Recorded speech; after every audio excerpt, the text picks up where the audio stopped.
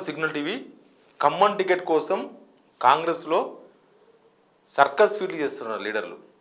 ముగ్గురు ముఖ్యమైన లీడర్లు వాళ్ళ కుటుంబ సభ్యుల కోసం ఖమ్మం టికెట్ దక్కించుకునేందుకు ప్రయత్నాలు చేస్తున్నారు. అందులో వాళ్ళు సర్కస్ ఫీట్లు, అవి జిమ్మిక్కులు, కుట్రలు, కుతంత్రాలు అన్నీ చేసుకుంటున్నారు ఒకరి మీద ఒకరు. ఎట్లంటే ముందు డిప్యూటీ సీఎం బట్టి విక్రమార్క ఆయన భార్య నందిని కోసం టికెట్ కోసం ఆయన ప్రయత్నం చేస్తూ ఉన్నారు.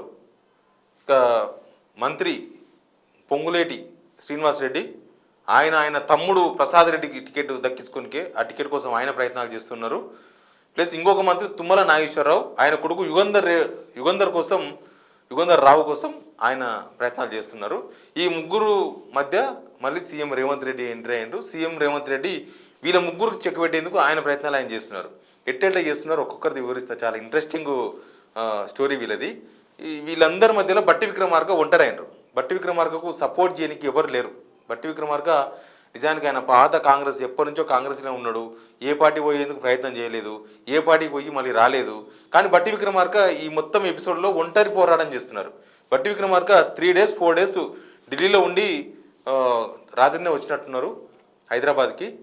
ఆయన వాళ్ళ భార్యకు టికెట్ కావాలని ఢిల్లీలో చేయని ప్రయత్నం లేదు, తొక్కని మెట్టు లేదు, కలవని మనిషి లేరు అన్నట్లుగా అనిపిస్తుంది. ఆయన వినిపిస్తున్న వాదన ఏంటంటే, ఒకటి సేమ్ నేను ఎప్పటి నుంచో కాంగ్రెస్లో ఉన్నా, నేను ఏ పార్టీకి పోయే ప్రయత్నం చేయలేదు, నేను విశ్వాసపాత్రుడిని గాంధీ ఫ్యామిలీకి, కాంగ్రెస్ పార్టీకి. అందరి కుటుంబాల్లో 2 టికెట్లు ఇచ్చిండ్రు, నా కుటుంబానికి మాత్రం ఎందుకు అన్యాయం చేస్తారనేది ఆయన వాదన. 2 టికెట్లు ఎవరికి ఇచ్చిండ్రంటే, ఒకటి ఉత్తమ్ కుమార్ రెడ్డి భార్య, కోమరెడ్డి బ్రదర్స్ ఇద్దరు, వీరిద్దరితో పాటు చెన్నూరు అండ్ బెల్లంపల్లి కాకా ఫ్యామిలీ ఇద్దరు. ఇప్పుడు మూడో టికెట్కి వచ్చింది వాళ్ళ ఫ్యామిలీకి. ఇట్లా ఎవరికి వాళ్ళు టికెట్లు 2 టికెట్లు. మొన్నటిదాకా మైనపల్లి హనుమంతరావు వాళ్ళ ఇంట్లో 2 టికెట్లు వచ్చినాయి. మా ఫ్యామిలీలో మాత్రం నాకు ఎందుకు 2 టికెట్లు ఇవ్వరు అనేది బట్టి విక్రమార్క వాదన. బట్టి విక్రమార్క వాళ్ళ తమ్ముడు మల్లురవి ఉన్నారు, అన్న బట్టి విక్రమార్క వాళ్ళ అన్న మల్లురవి కూడా టికెట్ ఇచ్చారు, నాగర్ కర్నూలు ఎంపీ. ఆ వాదనను వాళ్ళు ఢిల్లీ వాళ్ళు చెప్తున్నారు, మీ ఫ్యామిలీకి 2 టికెట్లు వచ్చినాయి, నీకు వచ్చింది, మీ అన్న మల్లురవికి వచ్చింది కదా అంటే, మా ఫ్యామిలీ ఎప్పుడో విడిపోయింది, 40 ఏళ్ళ క్రితం విడిపోయింది. ఆయన వేరే ఊరు, మాది వేరే ఊరు, మేము ఖమ్మంలో పనిచేసుకుంటున్నాం, ఆయన మామనార్లో పనిచేసుకుంటున్నాడు, ఉమ్మడి మామనార్ జిల్లాలో పనిచేసుకుంటున్నాడు. మాకు వాళ్ళకు పొలిటికల్ టచ్ లేదు, అసలు ఏం సంబంధం లేదు. నా ఫ్యామిలీ అంటే నా కుటుంబం నుంచి ఎవరిని వచ్చిందా అని ఆయన ఎదురు ప్రశ్నిస్తున్నారు. పార్టీ అధినేతలు కలిసినప్పుడు కేసీ వేణుగోపాల్ను లేకపోతే ఆడ ఉన్న వాళ్ళందరినీ కూడా బట్టి విక్రమార్క వేసిన ప్రశ్నలు ఇవి. ఆయన టికెట్ కోసం చేసిన ప్రయత్నాల్లో భాగంగా ఇవంతా నడుస్తున్నది. ఇంకా పొంగులేటి శ్రీనివాసరెడ్డి ఏమో ఏఐసీసీని ఎప్పుడో మూసేసిండు. ఏఐసీసీలో ఉన్న పెద్దలందరినీ ఆయన మంత్రాలు చాలా ఉంటాయి. పొంగులేటి శ్రీనివాసరెడ్డికి చాలా మంత్రాలు తెలుసు. ఎప్పుడు ఎట్లా ఎవరిని మూయాలనో, ఎవరిని ఎప్పుడు తమ దారికి తెచ్చుకోవాలనో పొంగులేటి శ్రీనివాసరెడ్డికి మించిన వ్యూహకర్త ఎవరు లేరు దానిలో. అందుకే పొంగులేటి శ్రీనివాసరెడ్డి రేవంత్ రెడ్డిని కూడా దగ్గర తెచ్చుకున్నాడు, ఆయన దారిలో తెచ్చుకున్నాడని చర్చ ఉంది పాలిటిక్స్లో. ఇంకా ఢిల్లీలో ఎటుంటారో తెలుసు కదా, ఢిల్లీ వాళ్ళని లైన్ తీసుకొచ్చుకోవడం చాలా ఈజీ. ఆ లైన్ తెలిసిన వాళ్ళకి పొంగులేటి శ్రీనివాసరెడ్డి సిద్ధాస్తుడు. దానిలో ఆయన అందరినీ మడత పెట్టించిండు ఆల్రెడీ. ఆయన తమ్ముడు ప్రసాద్ రెడ్డికి టికెట్ ఇప్పించుకోనికి ఆయన ప్రయత్నాలు ఆయన ఢిల్లీ లెవెల్లో నడిపిస్తున్నాడు. ఇక్కడ ఎవరిని నమ్ముతలేడు. రేవంత్ రెడ్డిని కూడా పొంగులేటి శ్రీనివాసరెడ్డి నమ్ముతలేడు. రేవంత్ రెడ్డి నమ్ముకుంటే గంగలో కలిపేస్తాడు మధ్యలో అని ఆయన కూడా వదిలేసిండు. ఆయన డైరెక్ట్ ఢిల్లీ ఇక్కడనే ఉంటాడు, ఢిల్లీలో నడిపిస్తాడు వ్యవహారం అంతా కూడా. ఇక తుమ్మల నాగేశ్వరరావు ఏం చేస్తున్నట్టే చాలా సైలెంట్గా ఉంటున్నాడు. నాకేం తెలియదు, నాకేం సంబంధం లేదు, మా కొడుకు టికెట్ అదే వస్తుంది అన్నట్టుగా ఆయన ఉన్నాడు. ఎట్లా వస్తుంది ఆయన కొడుకు టికెట్ ఆయనకంటే, ఆయన రేణుకా చౌదరితోనే లాబింగ్ చేపిస్తున్నాడు. రేణుకా చౌదరి ఈయన చౌదరే, తుమ్మల నాగేశ్వరరావు చౌదరి.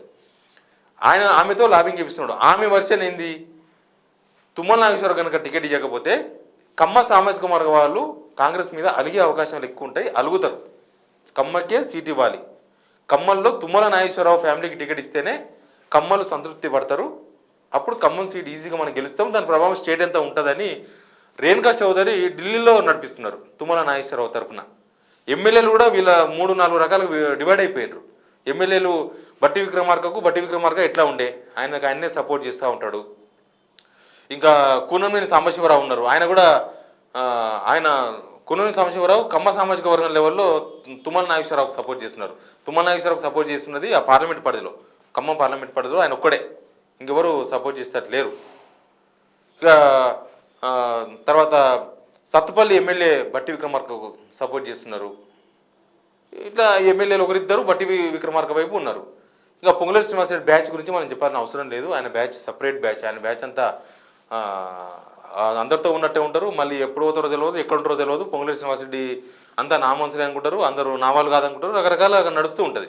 అయితే వీళ్ళందరి మధ్యలో రేవంత్ రెడ్డి గేమ్ స్టార్ట్ చేసిండు. రేవంత్ రెడ్డి గేమ్ ఏంది దీనిలో అంటే, అసలు వీళ్ళు ముగ్గురు కొట్లాడుతున్నారు. వీళ్ళ ఫ్యామిలీలో ఎవరికి ఇచ్చినా మిగతా వాళ్ళు సపోర్ట్ చేయరు, మిగతా వాళ్ళు అసంతృప్తి వ్యక్తం చేస్తారు. ఆ సామాజిక వర్గాలు ఓట్లు వేయకపోవచ్చు, వాళ్ళు ఓడించే ప్రయత్నం చేయొచ్చు. ఇప్పుడు తుమ్మల నాగేశ్వరరావుకి ఇస్తే మిగతా వీళ్ళిద్దరు ఓడించే ప్రయత్నం చేయొచ్చు. పొంగులేటి శ్రీనివాసరెడ్డి తమ్మునికి ఇస్తే మిగతా వీళ్ళిద్దరు ఓడించే ప్రయత్నం చేయొచ్చు. ఇంకొకరికి ఇస్తే ఇంకొకరు బట్టి విక్రమార్క భార్యకి ఇస్తే వీళ్ళిద్దరు కలిసి ఖచ్చితంగా ఓడిస్తారు అని ఒక కొత్త వాదాన్ని తెర మీద తీసుకొచ్చిండు రేవంత్ రెడ్డి. తెర మీద తీసుకొచ్చి ఏం చేసిండంటే, జట్టి కుసుమకుమార్ అనే వ్యక్తిని తెర మీద తీసుకొచ్చిండు. రేవంత్ రెడ్డికి చాలా దగ్గర దోస్త్, ఆయన ఫ్రెండ్, ఆయన క్లాస్మేట్ ఎక్కడనో. జట్టి కుసుమకుమార్ను తెర మీద తీసుకొచ్చి ఈయనకి టికెట్ ఇస్తే ఏ లోళ్ళు ఉండదు, ఈయన కూడా చౌదరే, ఈయనకి ఇస్తే ఏ లోళ్ళు ఉండదు, టెన్షన్ ఉండదు, ఈయనకి ఇస్తే అంత మంచిగా ఉంటుందని ఆయన గేమ్ ఆడుతున్నాడు. ఇంకా చెప్పలేదు. అసలు ఢిల్లీలో ఉన్న వాళ్ళు, ఈ ఏఐసీసీ పెద్దలని మాట వాళ్ళందరూ కూడా ఖమ్మం సీటు విషయాన్ని వదిలేసారు. మాకు వద్దురా బాబు, ఇంతమంది ఇన్ని రకాలుగా రాజకీయాలు చేస్తున్నారు, వద్దు వ్యవహారం వద్దు, ఇదంతా కూడా మీరు రాహుల్ గాంధీతో తెలుసుకోండి అని చెప్తే, రేపు 6వ తేదీన రాహుల్ గాంధీ వస్తున్నారు, తుక్కుగూడ మీటింగ్కి వస్తున్నారు కదా, ఆడ తెలుస్తామని చెప్పి రాహుల్ గాంధీ అక్కడ టైం ఇచ్చిన వీళ్ళకు, అక్కడ తెలుసుకుందాం టికెట్ గురించి, ఖమ్మం టికెట్ గురించి అని. ఇప్పుడు రేవంత్ రెడ్డి కోర్టులోకి పోయింది మొత్తం బాల్. రేవంత్ రెడ్డి రాహుల్ గాంధీని ఒప్పిస్తే, ఎవరికి ఒప్పిస్తే వాళ్ళ టికెట్ వస్తుంది. అట్లాంటి సిచ్యువేషన్ ఖమ్మం టికెట్ విషయంలో ఈ గేమ్లు ఆడి ఈయన గేమ్ ఈయన, ఆయన గేమ్ ఈయన గేమ్, ఎవరి గేమ్ వాళ్ళు ఆడి ఫైనల్గా ఆ స్టేజ్కి తీసుకొచ్చిండ్రు. ఇప్పుడు రేవంత్ రెడ్డి బాల్ ఆయన కోర్టులో ఉంది, ఆయన గేమ్ స్టార్ట్ చేస్తున్నాడు.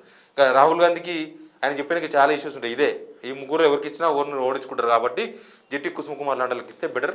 కుసుమకుమార్కి ఇస్తే ఈ ముగ్గురికి చెక్ పెట్టినట్టు, ఈ బట్టి విక్రమకి చెక్ పెట్టినట్టు, తర్వాత శ్రీనివాసరెడ్డికి చెక్ పెట్టినట్టు, తుమ్మల నాగేశ్వరరావు చెక్ పెట్టినట్టు.